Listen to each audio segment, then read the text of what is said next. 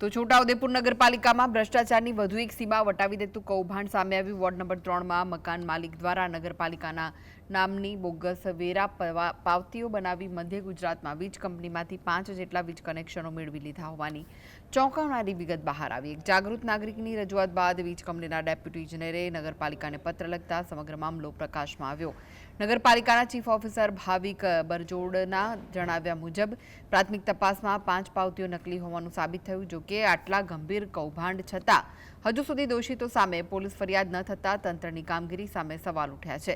ગુજરાતમાં અત્યાર સુધી નકલી કચેરી અને નકલી ટોલ નાકાના કિસ્સાઓ ચર્ચાયા હતા, ત્યારે હવે ઘરવેરાની પાવતી પણ નકલી બનાવી સરકારી નાણાંની ઉચાપત કરતા તત્વોનો પર્દાફાશ થાય તે જરૂરી છે।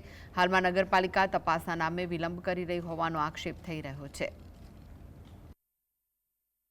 જાગૃત નાગરિક શ્રી ચૌહાણ હિતેન્દ્રસિંહ જેની એક અરજીના આધારે પાવતી જે નવા કનેક્શનની આવેલી છે તે સાચી છે કે ખોટી તે અંગે નગરપાલિકાને પત્ર વ્યવહાર કરવામાં આવે છે અને નગરપાલિકા દ્વારા જે પણ માહિતી મળશે એના આધારે આગળની કાર્યવાહી કંપનીના નિયમ અનુસાર કરવામાં આવશે અને જરૂર જણાય તો સદર કનેક્શનને વીજ જોડાણ રદ પણ કરવામાં આવશે।